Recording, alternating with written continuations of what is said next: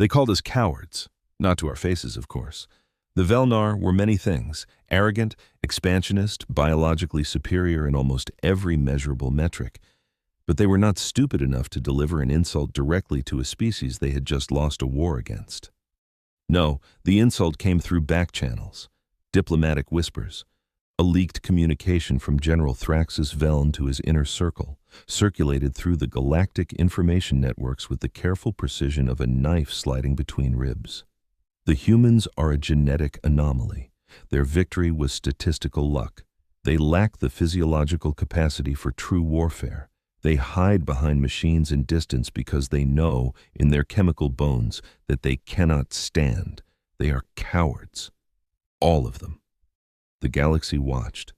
The Velnar had been the dominant military power in the Orion Arm for 800 cycles.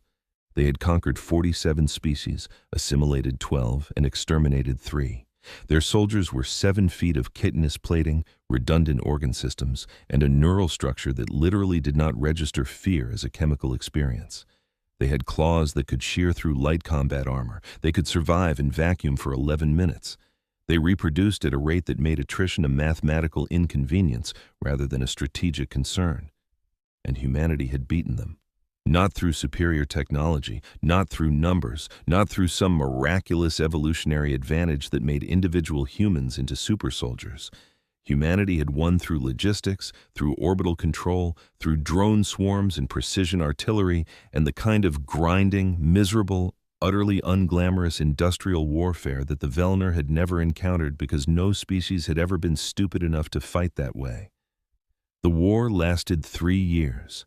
3 years of the Velnar throwing waves of their finest warriors at human-held positions. 3 years of watching those warriors die to explosions that came from over the horizon, launched by crews who never saw their faces. 3 years of listening to the screams of soldiers hit by white phosphorus, by thermobaric weapons, by the kind of munitions that the galactic community had classified as war crimes, 400 years before humanity even achieved faster-than-light travel. Humanity didn't care. Humanity had been doing worse to itself for thousands of years. So when General Thraxus Veln called humans cowards, the galaxy expected a response, expected diplomatic outrage, maybe a trade embargo, possibly a few carefully staged duels between champions to restore the Velnar's wounded pride. What they got was something else entirely. The diplomatic conference on Viridia Prime was supposed to be a formality. The war was over. The terms of surrender had been signed. The Velnar had ceded 17 border systems, agreed to reparations payable over 50 cycles, and accepted a permanent human observer stationed on their homeworld to ensure compliance with the disarmament treaties. The conference was just the victory lap, a chance for human diplomats to smile for the cameras and for Velnar officials to grind their mandibles in silent rage. Daniel Croft was not a diplomat. He was a mid-level administrative attaché assigned to the delegation because everyone else had refused the posting.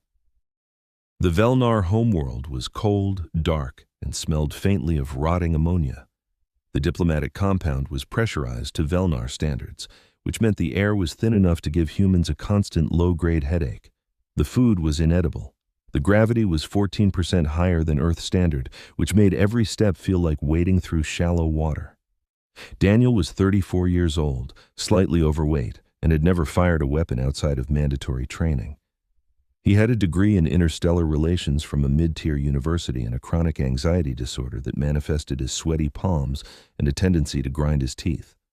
He was exactly the kind of person the Velnar looked at and saw a confirmation of their species-wide sneer. The conference room was a massive chamber of polished obsidian and bioluminescent panels that cast everything in a sickly green glow. The Velnar sat on one side of a long table carved from the skull of some enormous creature Daniel couldn't identify.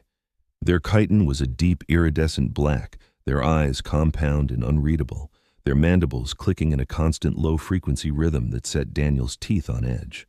On the human side of the table sat Ambassador Elena Vasquez, a woman who had negotiated ceasefires in 3 different civil wars and once made a Keswick trade lord cry. She was calm, professional, and utterly unflappable. Beside her sat Daniel, who was none of those things. Behind them stood two security officers in formal dress uniforms, their sidearms holstered but their eyes moving constantly across the room. The Velnar delegation was led by General Thraxus Veln himself. He was enormous. Even seated, he towered over the humans. His chitin was scored with the scars of 100 battles, and one of his forearms ended in a cybernetic claw that clicked and whirred with every movement. He had not spoken a single word directly to Ambassador Vasquez in 3 days of negotiations. Instead, he communicated through a subordinate, a smaller Velnar named Tactician Zor, who had the unfortunate task of translating the general's contempt into something approaching diplomatic language. "The general wishes to express his confusion regarding Article 7, Zor said, his mandibles clicking in what Daniel had learned was the Velnar equivalent of a sigh. "The placement of a human observer on our homeworld is unprecedented. No species has ever been granted such access." Ambassador Vasquez didn't blink. "Article 7 was agreed upon in the Armistice of Kalen. Your representative signed it. Your council ratified it. The observer will arrive within 30 standard days and will remain for the duration of the reparations period." Thraxus's mandibles spread wide, the Velnar expression for amusement. "And who will this observer be? Another diplomat? Another administrator?" His voice was a low rumble that Daniel felt in his chest. "Or will you send one of your famous soldiers, one of the cowards who hides behind machines and calls it warfare?" The room went very quiet. Ambassador Vasquez didn't react. Her face remained perfectly neutral. "The observer has not yet been selected. It will be a qualified individual with appropriate experience."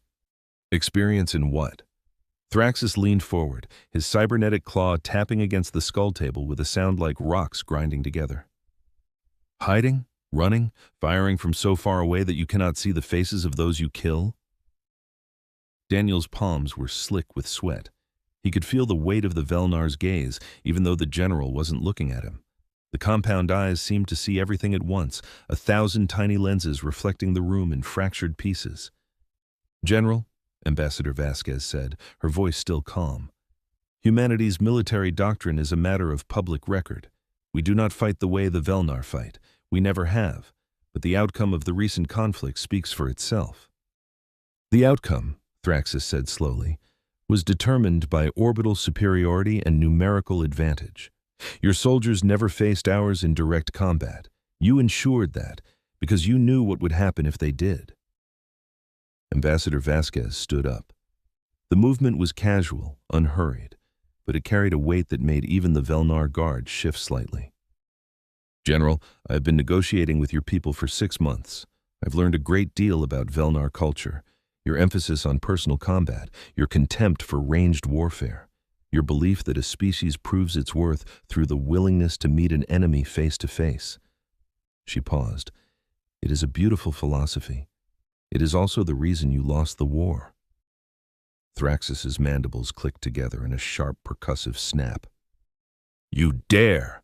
I state facts," Vasquez interrupted. "Your warriors are among the finest in the galaxy in close combat. We acknowledge that, but war is not a duel. War is not a test of individual honor. War is a machine that consumes everything it touches, and humanity has been building that machine for longer than your species has had written language." The silence stretched. Daniel could feel his heart pounding against his ribs. The air was thin and cold and tasted like copper. "We will see," Thraxus said finally.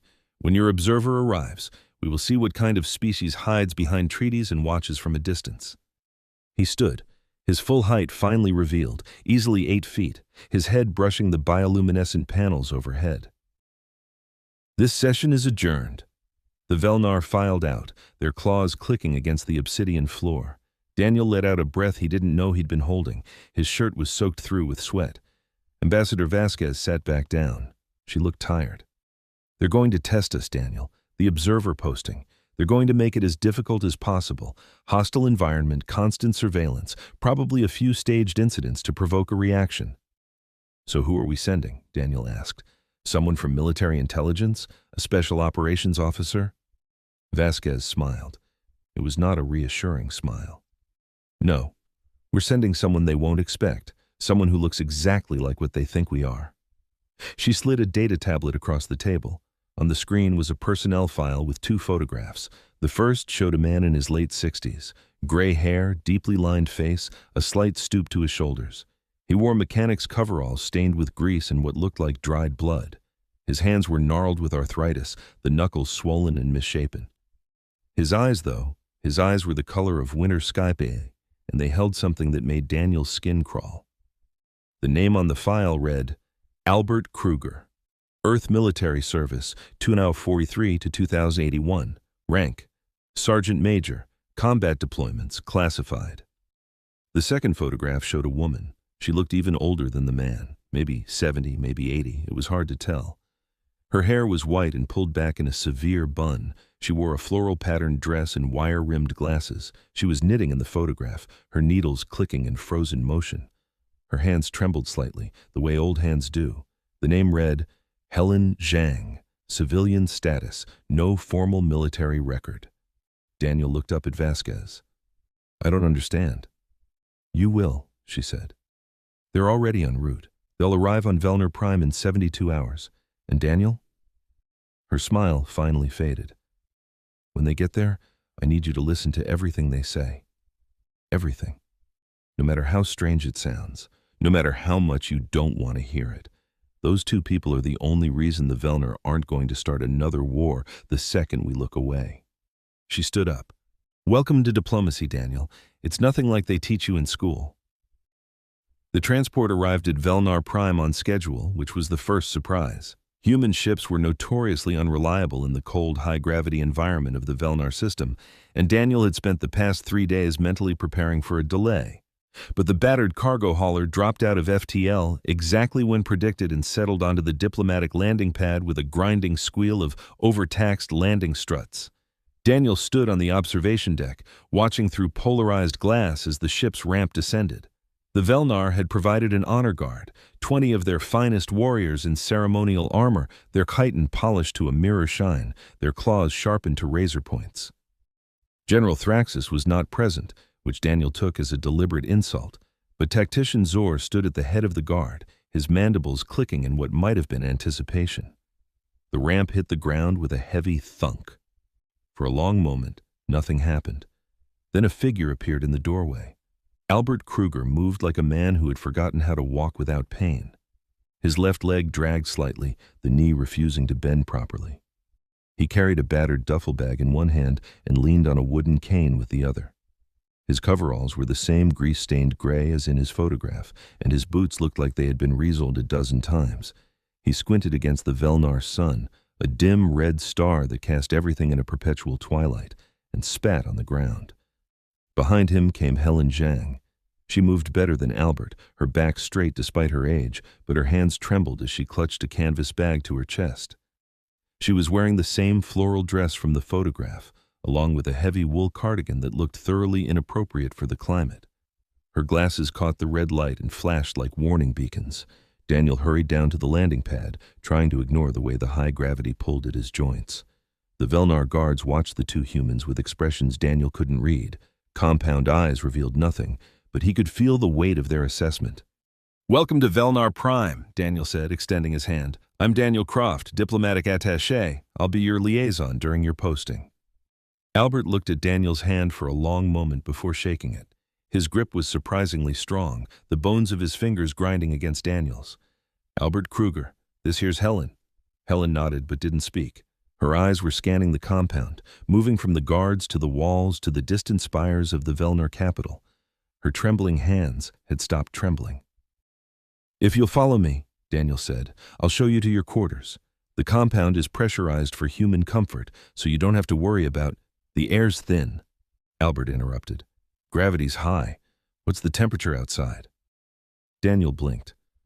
Average surface temperature is -12 Celsius, but inside the compound it's climate-controlled so we can't go outside without thermal protection, Albert said. Good to know. He looked at Helen. Same as Cullen 4. Helen nodded again. Colder here, less oxygen. The Velnar guards were watching. Daniel could feel their attention like physical pressure. If you'll come inside, we can brief you on the protocols. The Velnar have been cooperative so far, but there are certain areas of the compound that are restricted to... Son, Albert said. "I don't need a briefing. I need a cup of coffee and a place to sit down. My knee's killing me." He limped past Daniel, heading for the compound entrance. Helen followed, her canvas bag swinging gently. The Velnar guards parted to let them through, their mandibles clicking in a pattern Daniel hadn't heard before. Tactician Zor fell into step beside Daniel. "These are your observers?" "Yes," Daniel said. "They're qualified." Zor's mandibles spread wide. "They are old, broken. Your species sends its damaged ones to watch us?" Daniel thought about Ambassador Vasquez's smile. "They're exactly who we meant to send." The first 3 days were uneventful, which somehow made Daniel more nervous than outright hostility. Albert spent most of his time in his quarters, emerging only for meals and the occasional slow walk around the compound's interior garden. Helen knitted constantly, scarves, hats, what looked like a small blanket, her needles clicking in a rhythm that Daniel found oddly soothing. The Velnar observers assigned to monitor them were named Sarth and Mel. They were young by Velnar standards, their chitin still glossy and unmarked, and they approached their duty with the bored efficiency of soldiers assigned to guard duty. They followed Albert and Helen at a respectful distance, recorded their movements, filed reports that Daniel was not allowed to see. On the 4th day, everything changed. Daniel was in his office, reviewing the reparations schedule, when an alarm sounded. The noise was a low, pulsing wail that vibrated through the floor and made the bioluminescent panels flicker. He was on his feet before he understood why, his heart hammering against his ribs.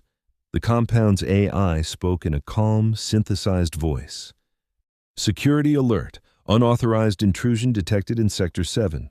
All personnel report to designated safe rooms. Repeat, unauthorized intrusion detected."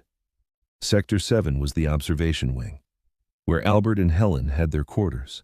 Daniel ran. The high gravity pulled at him, made his lungs burn, but he ran anyway. The corridors were chaos.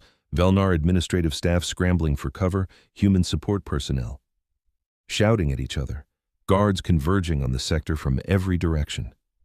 He rounded a corner and almost collided with Sarth. The young Velnar was bleeding from a wound in his thorax, a deep gash that oozed pale blue ichor. His mandibles were moving frantically, clicking in a distress pattern Daniel had never heard. "What happened?" Daniel demanded. Sarth's compound eyes were fractured, several of the lenses cracked. "They came through the wall, explosives, 6 of them, warriors of the Velnar separatist movement. They want the humans. They want to make a statement before the disarmament." Daniel's blood ran cold. The separatists were extremists who had refused to accept the surrender.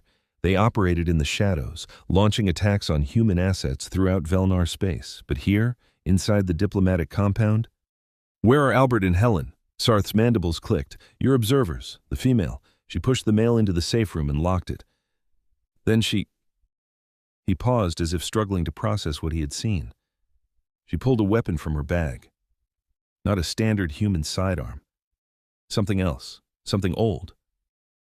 Gunfire echoed from further down the corridor, not the sharp crack of human weapons. Something deeper, louder, a concussive boom that Daniel felt in his teeth. He ran toward the sound.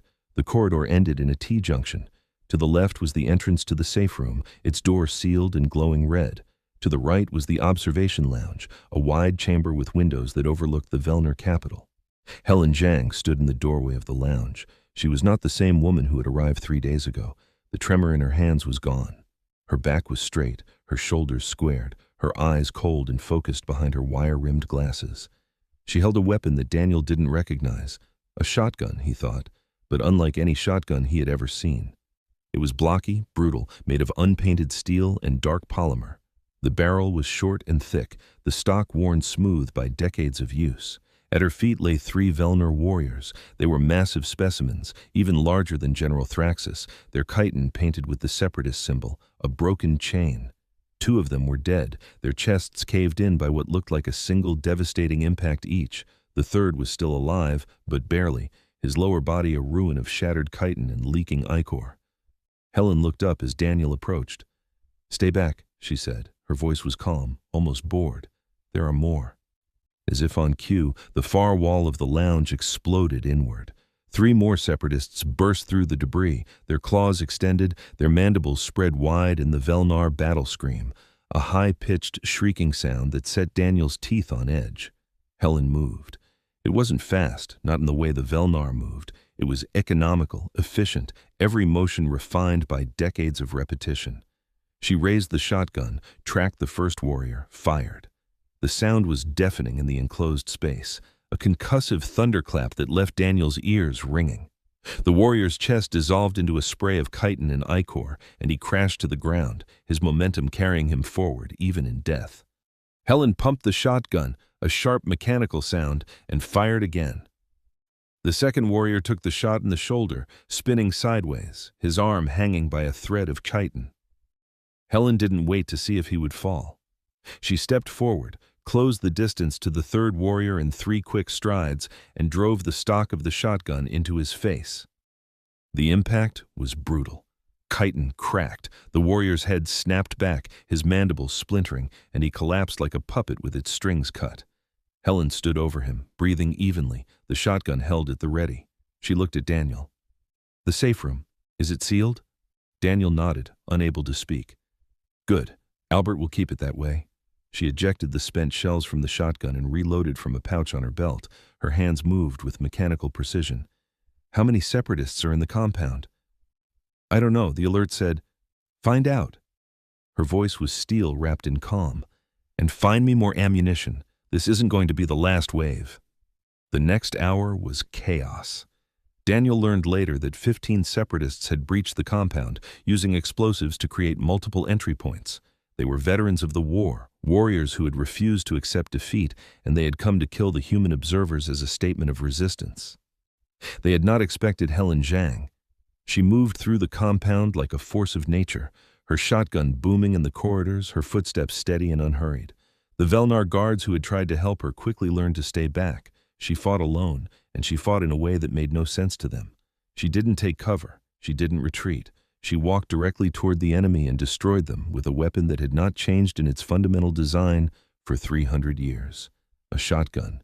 Lead pellets propelled by gunpowder, technology so primitive that most galactic species had abandoned it before achieving spaceflight.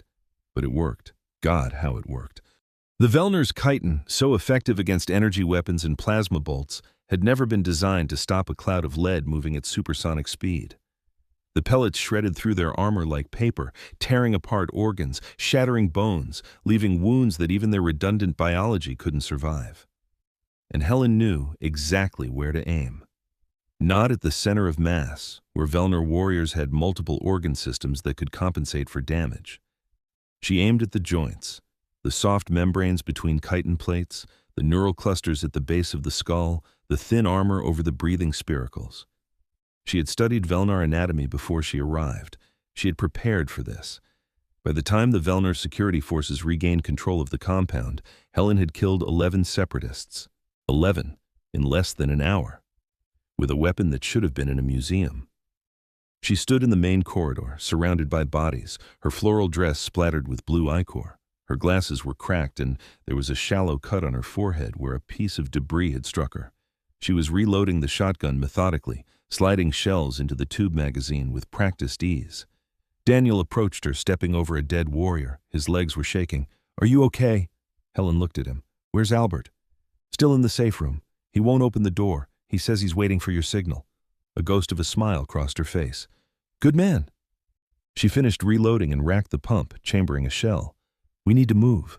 The separatists won't have sent all their forces in the first wave. There will be more." "The Velnar have secured the perimeter," Daniel said. "Reinforcements are arriving from the capital. We should be safe." Helen's smile vanished. "Safe?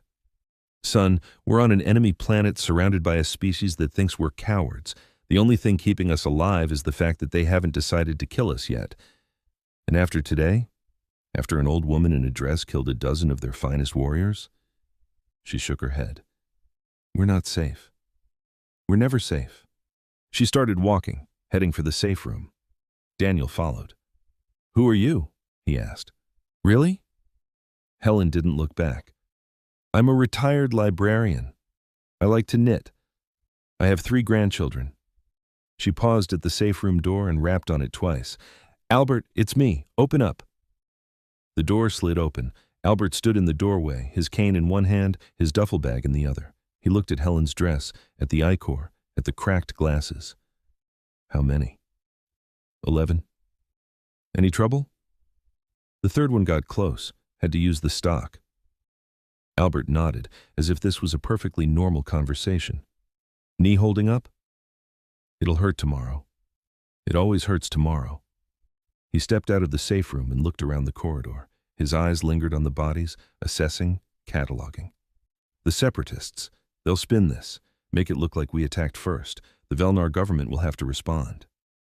I know, Helen said. We should leave. Get to the transport, lift off before they decide to ground us.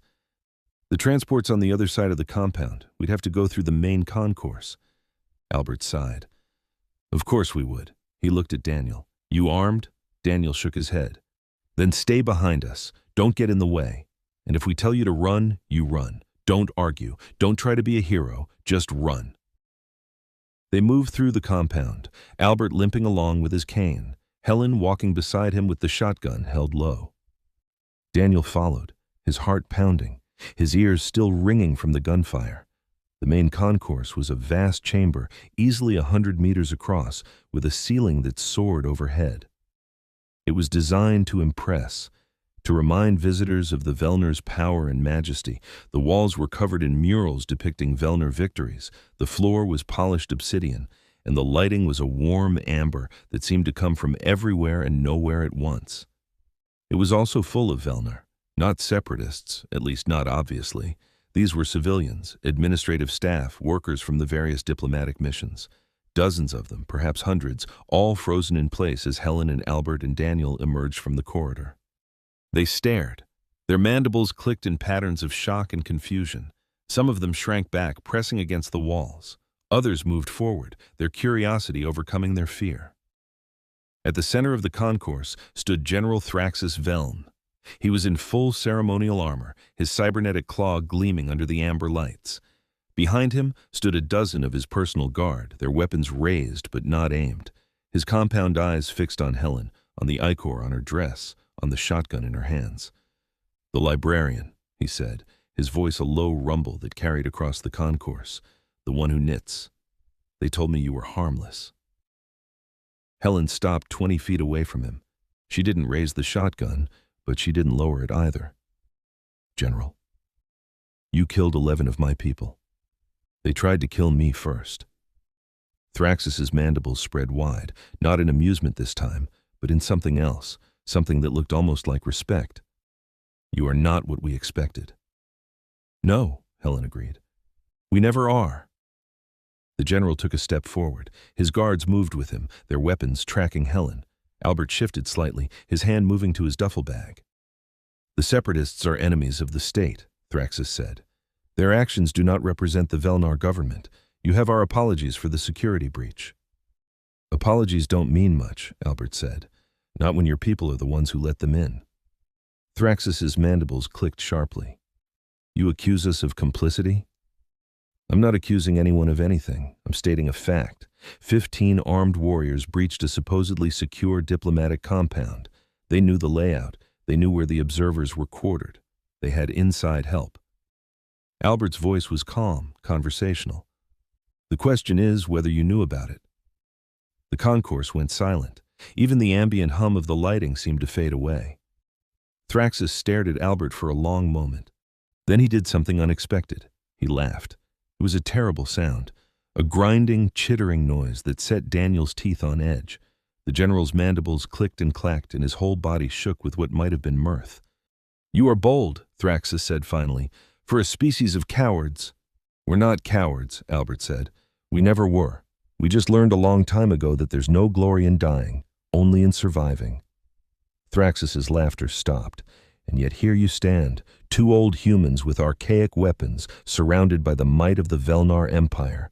If I gave the order, my guards would tear you apart before you could fire a single shot. Probably, Albert agreed. But here's the thing, General. You're not going to give that order, because you know what happens if you do. And what is that? Albert smiled. It was not a friendly smile. You saw what one old woman with a shotgun did to 11 of your warriors. Imagine what happens when we stop being polite. Imagine what happens when we stop hiding behind treaties and drones and orbital strikes. Imagine what happens when we come for you the way we used to come for each other. He stepped forward, his cane clicking against the obsidian floor. You think we're cowards because we don't fight fair, because we don't stand in a line and trade blows like honorable warriors. But we're not cowards, General. We're survivors, and we have spent our entire history learning how to kill things that are bigger, stronger, and faster than us. He stopped 3 feet from Thraxus, close enough to touch. You lost the war because you couldn't adapt, because you couldn't understand why your warriors kept dying to explosions they never saw coming. And now you're looking at 2 broken-down old people and wondering how they killed 11 of your best. Albert leaned on his cane. Here's your answer, General. We don't fight fair because we don't have to. We don't fight with honor because honor is a luxury for people who aren't fighting for their lives. We fight to win, and we always win. The silence stretched. Thraxus's guards stood frozen, their weapons wavering. The general himself seemed to have stopped breathing. Then Helen spoke. Albert, we need to go. Albert didn't move for a moment. Then he nodded, stepped back, and rejoined Helen and Daniel. They walked toward the transport, the crowd of Velnar parting before them, like water before a ship. No one stopped them. The transport lifted off 30 minutes later. Daniel sat in the jump seat, his hands still shaking, his mind still trying to process what he had seen. Albert and Helen sat across from him, looking old and tired and utterly ordinary. You're not librarians, Daniel said finally. Helen looked up from her knitting. She had changed into a fresh dress, this one with a pattern of small yellow flowers. The ichor was gone, but Daniel could still smell it, copper and stale ammonia clinging to her skin. No, she said. We're not. Then what are you? Albert sighed. He rubbed his knee, wincing at the pain. We're what happens when humans stop being civilized, when we stop pretending that we're not the most dangerous predators in the galaxy. He reached into his duffel bag and pulled out a photograph. It was old, faded, creased along the edges. It showed a group of soldiers in combat gear, their faces young and hard and scarred. Albert was among them, younger, stronger, his arm around a woman who looked like Helen but wasn't. That's from my first deployment, Albert said. Kalen 4, same planet Helen mentioned when we arrived. It was a nightmare. Sulfur storms, acid rain, mud that swallowed vehicles whole. The enemy was a species called the Keswick, 8 feet tall, armored like tanks, bred for war. We were outnumbered 20-1. He traced his finger over the photograph. We won. Not because we were better soldiers. Not because we had better technology. We won because we were willing to do things that the Keswick couldn't even imagine. Things that no civilized species should ever do to another living being. He put the photograph away. After the war, they tried to court-martial me. Said I'd violated the rules of engagement. Said I'd committed war crimes. He smiled, and it was the same terrible smile he had given Thraxus. They were right. I did. But they gave me a medal instead of a sentence, because the alternative was admitting that the things I'd done were the only reason any of them were still alive. Daniel looked at Helen. And you?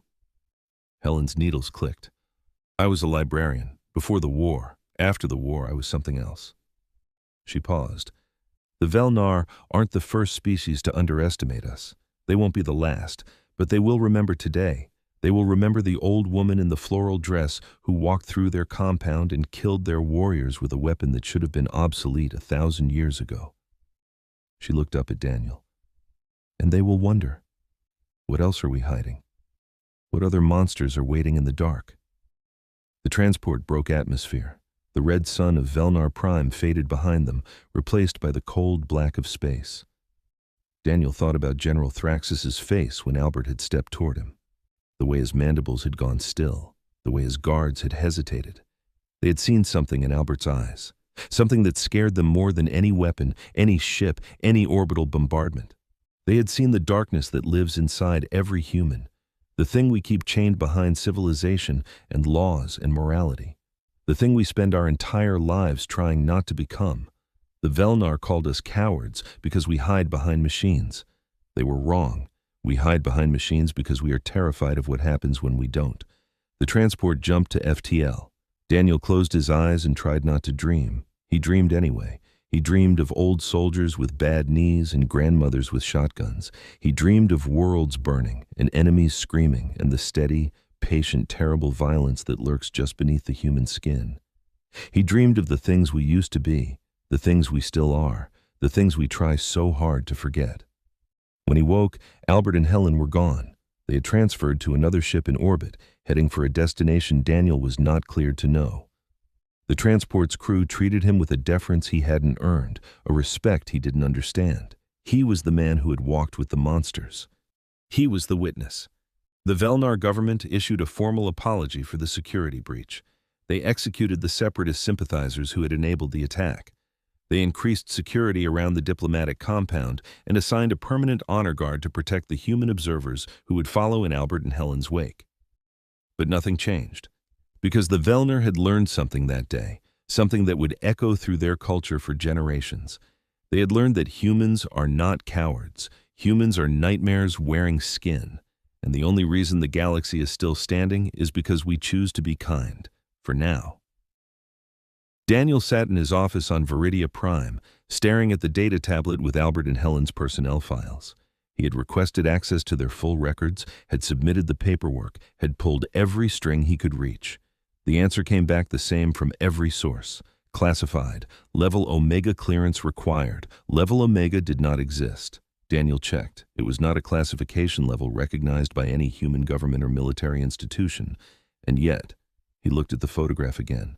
Albert's gnarled hands, Helen's trembling fingers, the ordinary, unremarkable faces of two people who had killed 11 elite warriors in less than an hour. He thought about what Albert had said on the transport. We're what happens when humans stop being civilized. Daniel closed the file. He had a new posting now, a promotion technically, but it felt more like a warning. He was being sent to the Keswick border, to a diplomatic post on a world called Thorn. The briefing said the Keswick had been peaceful since the war, that they had accepted their defeat and integrated into the galactic community. The briefing said a lot of things. Daniel packed his bags. He didn't sleep that night.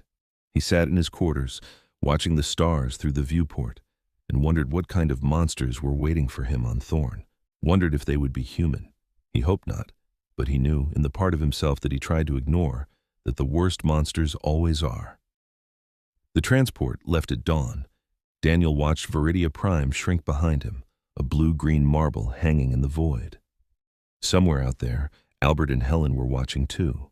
Somewhere out there, the Velnar were rebuilding their forces, training their warriors, dreaming of revenge. Somewhere out there, the galaxy was learning a lesson that humanity had learned thousands of years ago. There is always a bigger monster, and the biggest monsters are the ones who learn to smile. The transport jumped to FTL. Daniel Croft, diplomatic attaché, closed his eyes and waited for the nightmares to begin. The transport dropped out of FTL 17 hours later, and Daniel woke to the smell of recycled air and his own sweat. The nightmare had been formless, shapeless, just a feeling of falling, of something vast and hungry reaching for him from the dark between stars. He sat up in his crash couch, rubbed his face with both hands, and tried to remember who he was supposed to be now.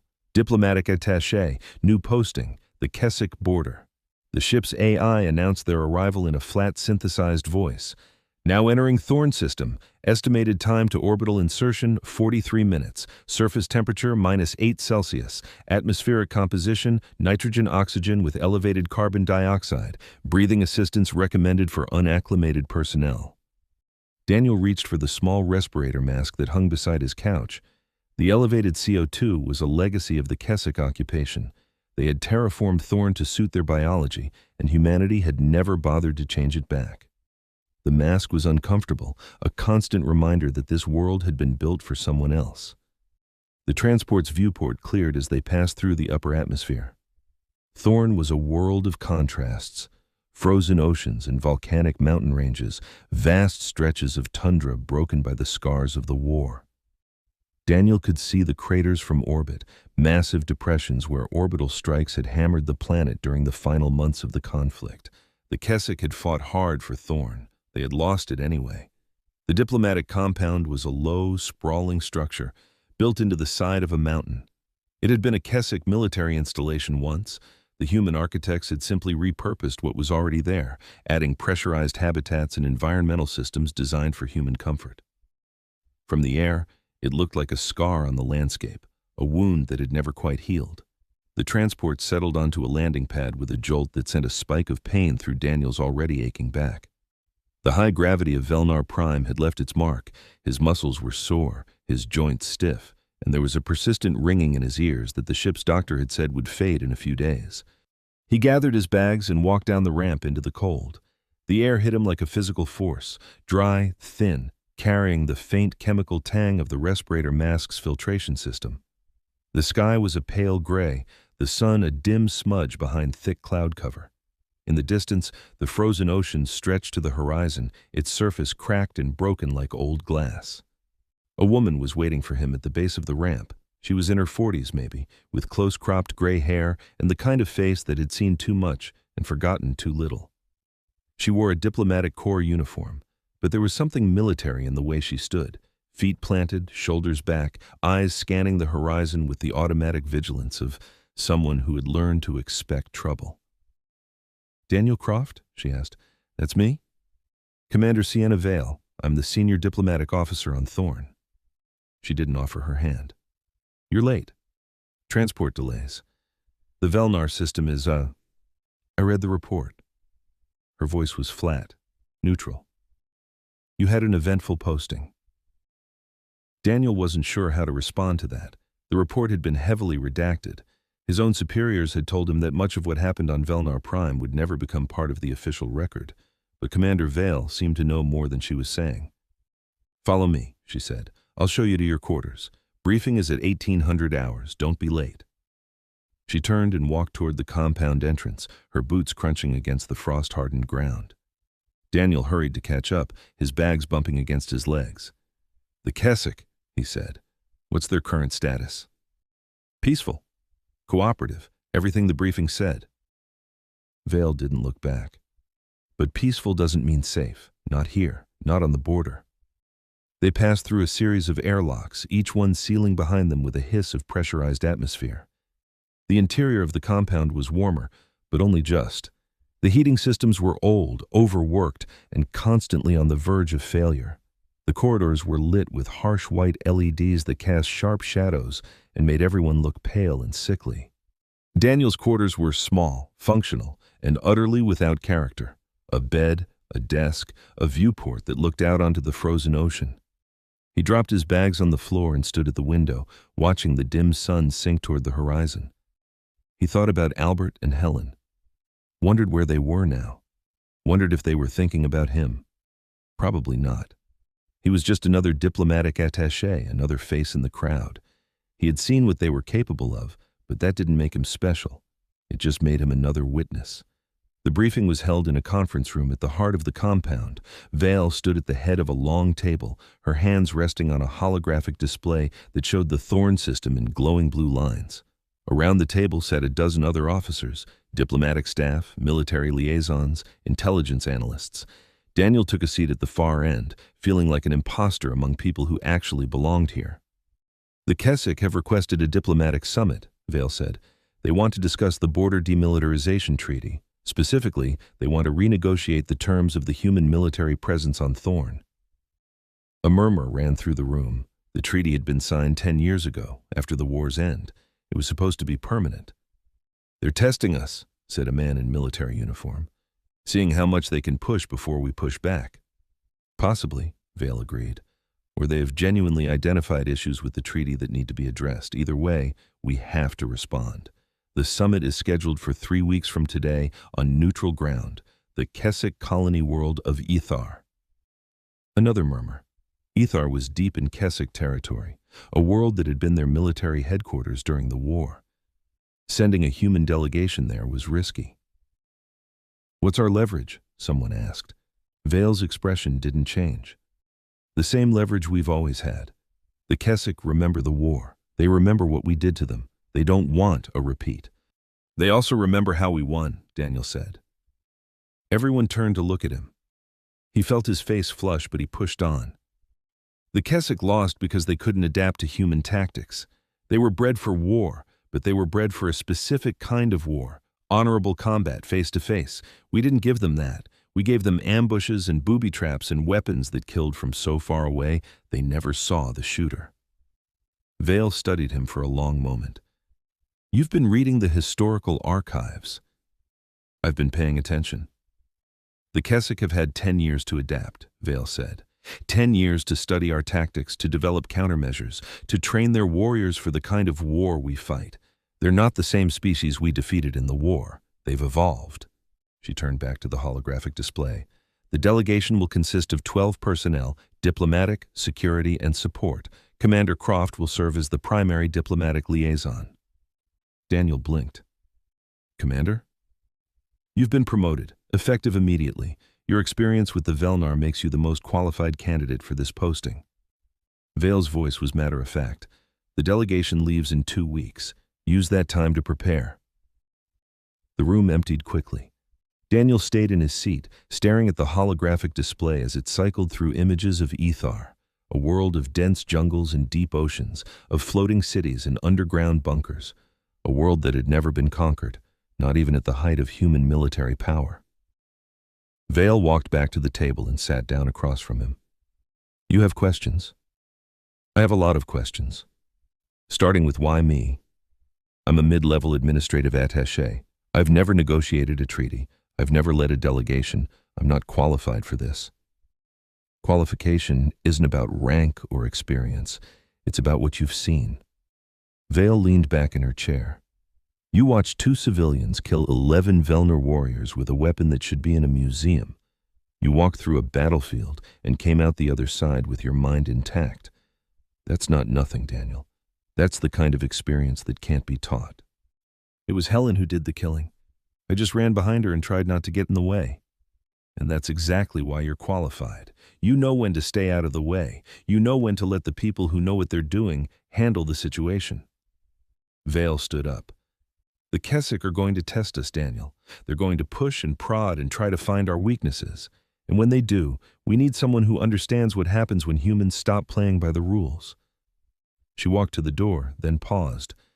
By the way, you're not going alone. The delegation's security detail includes 2 individuals you might recognize. Daniel's blood ran cold. Albert and Helen? They arrived yesterday. They're in the armory, familiarizing themselves with the local equipment. Vale's smile was thin. They asked about you. Said you did good work on Velnar Prime. She left. Daniel sat in the empty conference room, listening to the hum of the holographic display, and tried to process what she had said. Albert and Helen were here, on Thorn, part of the delegation. He should have been relieved. He wasn't. Because if 2 people like that had been assigned to a diplomatic mission, it meant someone high up expected trouble. And in Daniel's experience, when someone high up expected trouble, the trouble was usually worse than anyone imagined. He found them in the armory, a reinforced chamber in the compound's lower levels. The walls were lined with weapons, human and Keswick both, captured during the war and never returned. Albert stood at a workbench, his gnarled hands disassembling a Keswick pulse rifle with the casual efficiency of a man who had done it 1,000 times. Helen sat on a crate in the corner, knitting. They looked up as Daniel entered. Albert's eyes narrowed, then widened slightly in recognition. The attaché, the one who ran. I followed orders, Daniel said. You told me to run. And you ran. Good instincts. Albert returned to his work. Most people freeze. You didn't. That's worth something. Helen's needles clicked. You look tired. I haven't slept well. The nightmares. They fade, eventually. Helen's voice was soft, almost gentle. Or they don't. Either way, you learn to live with them. Daniel walked to the workbench and watched Albert work. The pulse rifle was a beautiful piece of engineering, sleek, efficient, designed to be handled by Keswick hands. Albert was stripping it down to its component parts, laying each piece out on the bench with clinical precision. You know these weapons, Daniel said. I know how to break them, how to fix them, how to use them. Albert held up a small crystalline component. This is the focusing array. Without it, the rifle is useless. With it, it can punch through light armor at 500 meters. He set the component down. The Keswick build good weapons. They just don't know how to use them effectively. Too focused on individual combat, not enough on suppression and area denial. Sound familiar? Helen asked. Albert grunted. The Velnar had the same problem. Too much honor, not enough survival instinct. Daniel pulled up a crate and sat down. Why are you here? On Thorn, I mean. Why did they send you? Albert didn't answer immediately. He finished reassembling the pulse rifle, cycled its action, and set it aside. Then he turned to face Daniel, and for the first time, Daniel saw the weight behind his eyes, the things he had done, the things he had seen. The Keswick are restless, Albert said. They've been quiet for 10 years, but quiet doesn't mean peaceful. It means they're planning, waiting, watching for the moment when we let our guard down. Commander Vale thinks they want to renegotiate the treaty. Commander Vale is half right. They want to renegotiate, yes, but not because they've identified issues with the treaty. They want to renegotiate because they think they have leverage, because they think we're weak. Are we? Albert's smile was thin. We're not weak. We're tired. There's a difference. The war cost us more than anyone likes to admit. We lost ships, soldiers, resources. We're still rebuilding. The Keswick know this. They've been rebuilding too, but faster. Their reproduction rate is higher than ours. Their industrial capacity is recovered. They think they can push us, and we won't have the stomach to push back. But we will, Daniel said, if it comes to that. Helen's needles stopped clicking. Son, it always comes to that. The question isn't whether we'll fight. The question is what we'll be willing to do to win. The armory was quiet. The only sound was the distant hum of the compound's environmental systems, working overtime to keep the cold at bay.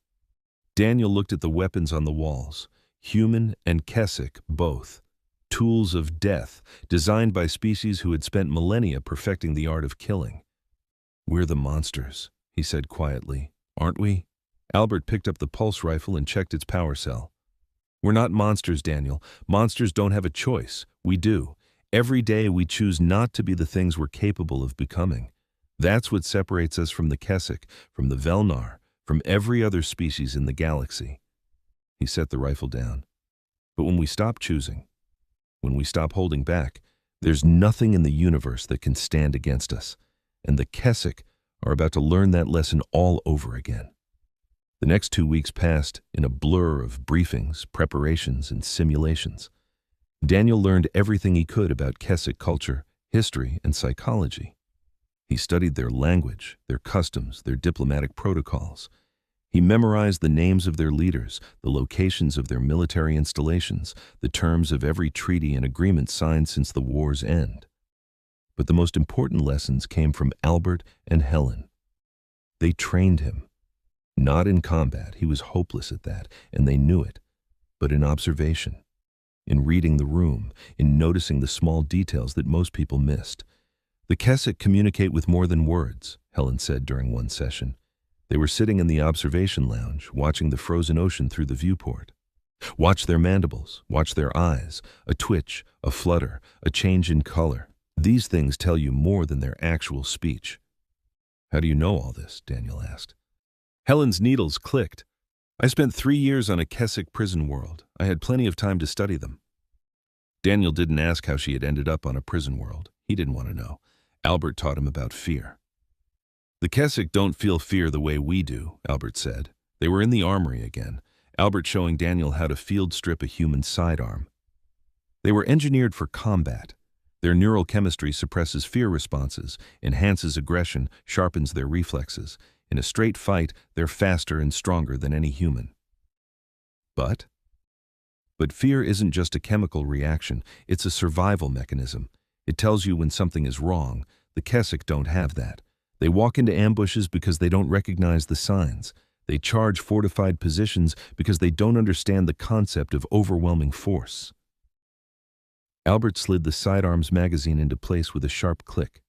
We beat them because we're afraid, because fear made us careful, made us plan, made us cheat.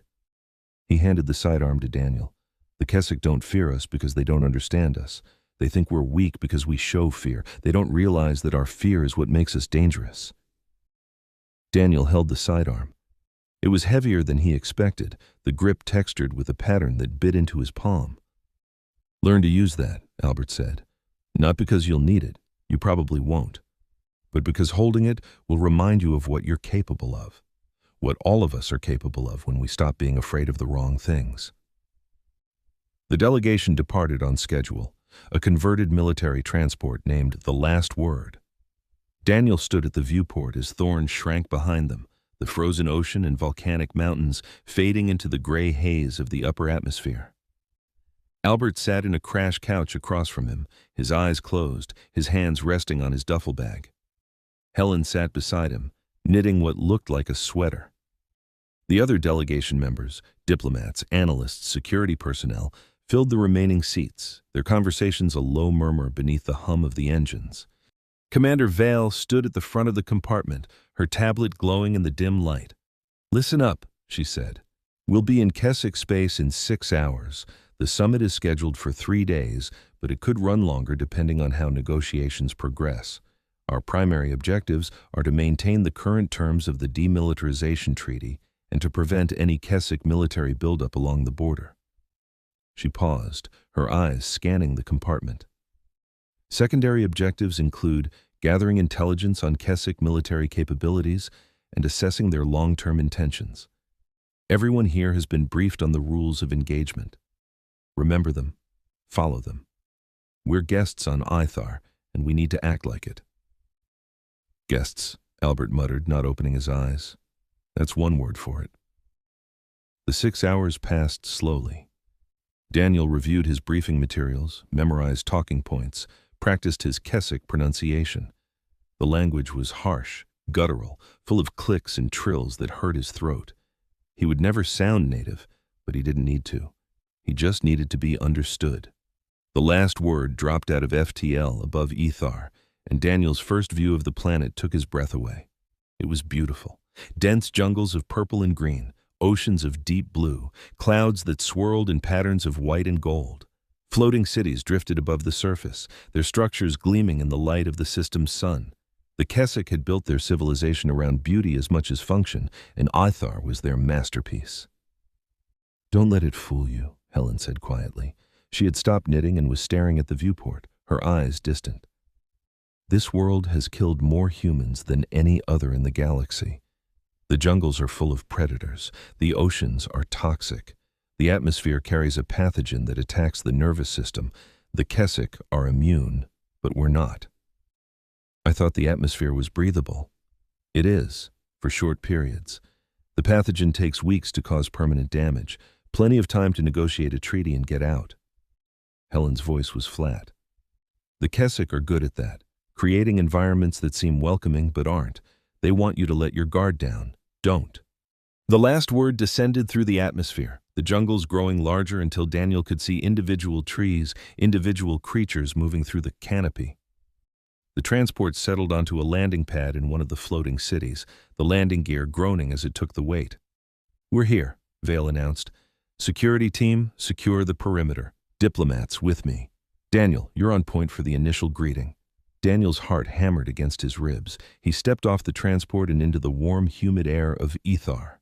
The landing pad was surrounded by Keswick guards, tall, slender figures in ornate armor, their mandibles clicking in patterns Daniel had learned to recognize as ceremonial. Their eyes were large, dark, and expressionless, watching the humans with the cold curiosity of predators assessing potential prey. At the center of the guard formation stood a Keswick female, her chiton a deep iridescent green, her mandibles spread wide in the Keswick equivalent of a smile. She wore robes of purple and gold, and her hands were clasped before her in a gesture of greeting. "Welcome to Ithar, representatives of humanity," she said, her voice a melodic contralto. "I am Ambassador Silax, and I have been tasked with ensuring your comfort during your stay. Please, follow me. The council awaits." Daniel stepped forward, his Keswick phrasebook running through his head. "Ambassador Silax, on behalf of the human delegation, I thank you for your hospitality. We come in peace, seeking mutual understanding and cooperation." The ambassador's mandibles clicked in what Daniel hoped was approval. "Peace. Yes, that is what we seek as well." She turned and walked toward a waiting transport, her robes trailing behind her. "Come. The council does not like to be kept waiting." The delegation followed. Albert and Helen walked at the back, their eyes scanning the crowd of Keswick that had gathered to watch.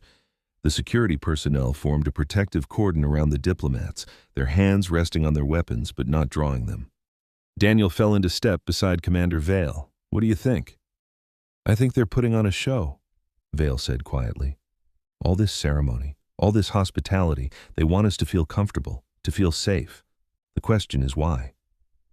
The transport was luxurious by Keswick standards. Soft seats, climate control, a refreshment dispenser that offered a variety of Keswick beverages. Daniel declined the offer of a drink and focused on memorizing the route they were taking, the layout of the floating city, the positions of the Keswick guards. The council chamber was at the heart of the city, a vast dome of crystalline material that allowed natural light to filter through. The council itself consisted of 12 Keswick elders, their chitin white with age, their mandibles moving constantly in patterns of communication that Daniel couldn't follow. At the center of the council sat the High Elder, a male so old that his eyes had gone milky with cataracts. He rose as the human delegation entered, his movements slow and deliberate. "Humans," he said, his voice a dry whisper. "It has been 10 cycles since your kind stood in this chamber.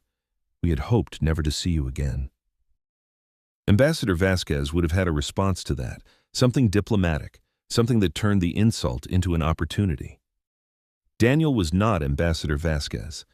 He was just an administrative attaché who had been promoted beyond his competence. But Albert had taught him something: fear, and how to use it. "We had hoped never to return," Daniel said, his voice steady. "But here we are, both of us, because the alternative is something neither of us wants." The High Elder's mandibles clicked once, sharply. "You speak boldly for one so young." "I speak truthfully. That's more important than boldness." The council chamber went quiet. The elders exchanged glances, their mandibles moving in rapid patterns. Ambassador Silax stood to the side, her expression unreadable. The High Elder lowered himself back into his seat. "Very well, let us speak truthfully. The demilitarization treaty is a failure. It has not brought peace to the border. It has not prevented incidents. It has only served to weaken both our species, leaving us vulnerable to outside threats." "What outside threats?" Vale asked. "The Velnar, the Syndicate, the species that wait in the darkness, watching us, waiting for us to destroy each other so they can pick through the remains." The High Elder's voice gained strength. "We are not enemies, humans. We never should have been. But the treaty keeps us apart when we should be united." Daniel felt the ground shift beneath him. This wasn't a negotiation about border security. This was something else entirely. "What are you proposing?" he asked. The High Elder leaned forward. "An alliance, a military alliance between the Keswick Empire and the Human Confederation. Together, we could dominate this sector of the galaxy. No species would dare challenge us. No enemy could stand against us." The chamber was silent. Daniel could feel the weight of the Elder's gaze, the expectation in their mandibles' movements. He thought about Albert's words, about fear, about the things humans were capable of when they stopped holding back. He thought about Helen, walking through a corridor of dead Velnar, her floral dress stained with ichor. He thought about the war, about the craters on Thorn, visible from orbit, about the prison world where Helen had spent 3 years, about the things Albert had done that were classified at a level that didn't exist. "No," he said. The High Elder's mandibles went still. "No. Humanity has spent its entire history learning to work with others, to build alliances, to create communities, to find common ground. But not like this, not a military alliance based on fear and domination." Daniel's voice was calm, measured. "We've been down that road before. It doesn't end well, for anyone." "You would refuse the opportunity to secure your species' future?" "We would refuse the opportunity to become the thing we've spent millennia fighting against." Daniel looked around the chamber, meeting the eyes of each elder in turn. "You want an alliance? Fine. Let's talk about trade, about cultural exchange, about mutual defense against genuine threats, but not this, not a pact of domination." The High Elder was silent for a long moment, then his mandibles spread wide, not in a smile, but in something else, something that looked almost like respect. "You are not what we expected, human," he said. "We were told you were weak, divided, unable to project power beyond your borders. You were told wrong." The High Elder nodded slowly. Perhaps we were." He gestured to Ambassador Silax. "Escort our guests to their quarters. We will continue this discussion tomorrow." The human delegation filed out of the council chamber. Daniel's legs were shaking, his palms slick with sweat. Commander Vale caught his arm as they walked. "That was either the bravest or the stupidest thing I've ever seen," she said. "I'm not sure there's a difference." Vale's smile was thin. "Welcome to diplomacy." The Keswick had provided luxurious quarters for the human delegation, separate chambers for each member, a common area for meals and meetings, even a small garden where plants from Earth had been cultivated. It was a gesture of goodwill, but Daniel couldn't shake the feeling that it was also a trap. Albert and Helen shared a chamber at the end of the corridor. Daniel found them there an hour after the council meeting, sitting on opposite sides of a low table, a chessboard between them. "You handled yourself well," Albert said without looking up. "The High Elder was testing you, seeing how you'd react to a bold proposal." "And if I'd said yes?" "Then they would have known you were weak, eager, desperate for an alliance." Albert moved a piece. "By saying no, you showed strength. You showed that humanity doesn't need the Keswick, that we're fine on our own." "But we're not fine on our own. The Velnar are rebuilding. The Syndicate is expanding. There are threats out there that we don't even know about yet." "Which is exactly why you said no." Helen moved her own piece, capturing one of Albert's. "An alliance built on desperation isn't an alliance. It's a hostage situation. The Keswick know this. They were testing to see if we knew it too." Daniel sat down on a cushion, the fabric soft beneath his legs. "So what happens tomorrow?" Albert leaned back, rubbing his knee. "Tomorrow they'll make a different offer, something smaller, more specific. A trade agreement maybe, or a joint military exercise, something that lets them save face while still moving toward their ultimate goal." "Which is?" "Dominion." Albert's voice was flat. "The Keswick don't want an alliance. They want a partnership where they're the senior partner.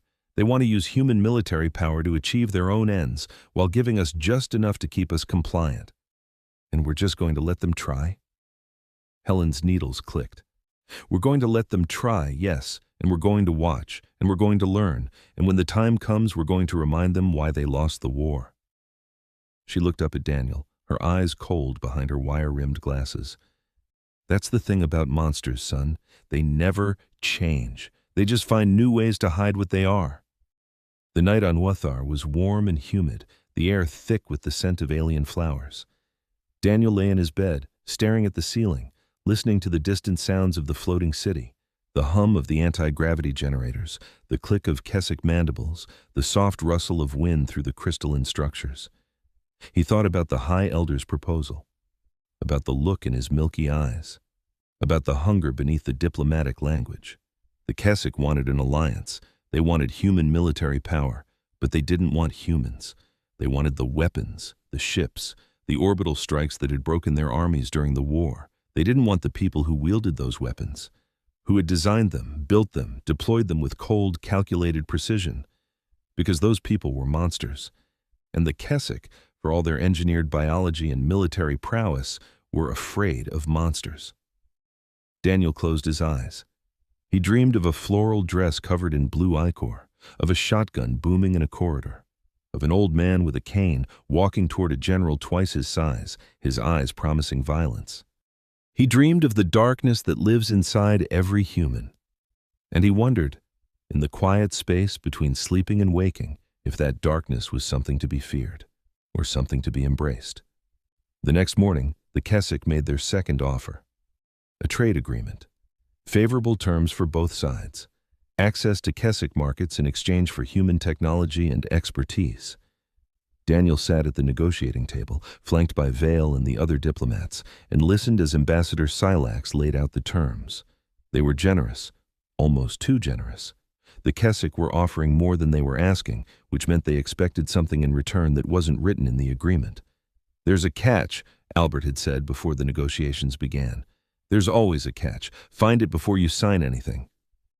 Daniel found it in Section 12, subsection C, buried in the middle of a paragraph about dispute resolution. The Keswick wanted the right to station military observers on human worlds. Not diplomats, not trade liaisons, military observers. Soldiers trained to gather intelligence, to assess capabilities, to identify weaknesses. "Why?" Daniel asked, pointing to the subsection. Ambassador Silax's mandibles clicked in a pattern Daniel had learned to recognize as discomfort. Mutual transparency. You have observers on our worlds. It is only fair that we have observers on yours. But we don't have observers on your worlds, not military observers. The treaty allows for diplomatic observers only. The treaty is outdated. This new agreement would update it, bringing it in line with current realities.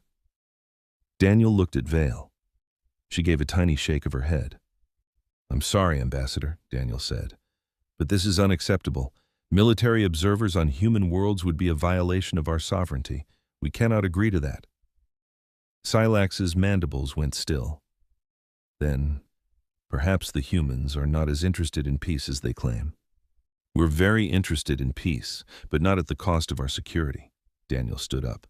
"We need time to consider this proposal. Let's reconvene this afternoon." The Keswick delegation filed out, their mandibles clicking in patterns of frustration. Vale pulled Daniel aside. "You handled that well," she said. "But they're not going to give up. The observers are non-negotiable for them." "Then the deal is dead." "Maybe. Or maybe we give them something else, something that looks like a concession but isn't." Vale's eyes were hard. "We need to buy time, Daniel. Time to figure out what they're really after." The afternoon session was tense. The Keswick had brought in additional negotiators, including a military attaché named Commander Vex, whose chitin was scarred from the war. He sat at the end of the table, his eyes fixed on Daniel with an intensity that was almost physical. "The observers," Silax said, "are necessary for trust. Without them, how do we know you are not rebuilding your military? How do we know you are not planning another war?" "You have our word," Daniel said. "Words are wind." Commander Vex's voice was a low growl. "Actions are what matter. You demand trust from us, but you offer nothing in return. We offer trade, technology, a partnership that benefits both our species. A partnership where you hold all the cards." Vex leaned forward. "You think we don't see what you're doing? You think we don't understand the game you're playing?" Daniel felt a flash of anger. He suppressed it. "I'm not playing a game, Commander. I'm trying to build something that lasts, something that isn't based on fear and suspicion." "Fear is all we have." Vex's mandibles spread wide. "Fear of what you are, what you're capable of, the things you did to us during the war." The room went quiet. Daniel could feel the weight of the Keswick's words, the truth beneath them. "We did terrible things," he said. "So did you. That's what war is. But the war is over. We're trying to move past it." "Are you?" Vex stood up. "Or are you just waiting for the right moment to finish what you started?" The accusation hung in the air. Daniel didn't have an answer.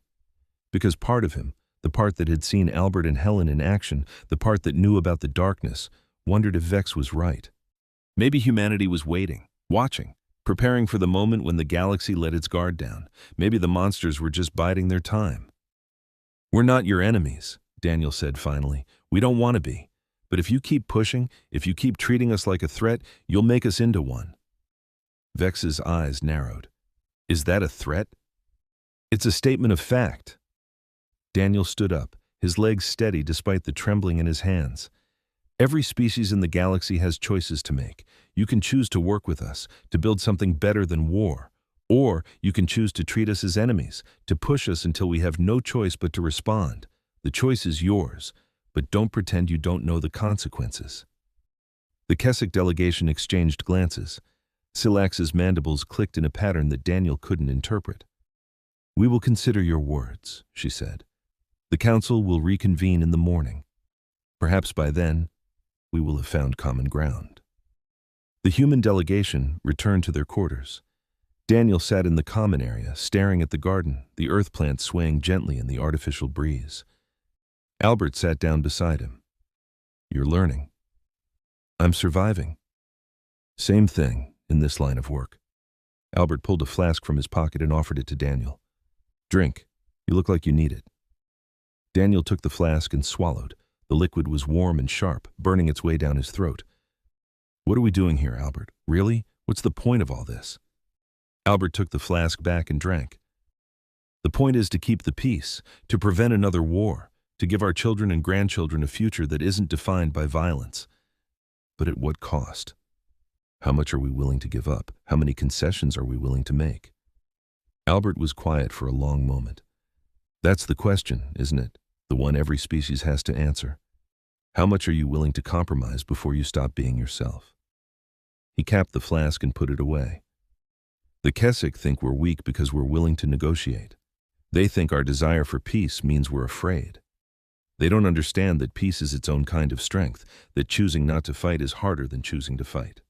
And if they push us too far, if they force our hand, Albert's eyes went distant. Then we show them why they should have left us alone. The morning came slowly, the Ethar sun rising through the crystalline structures of the floating city.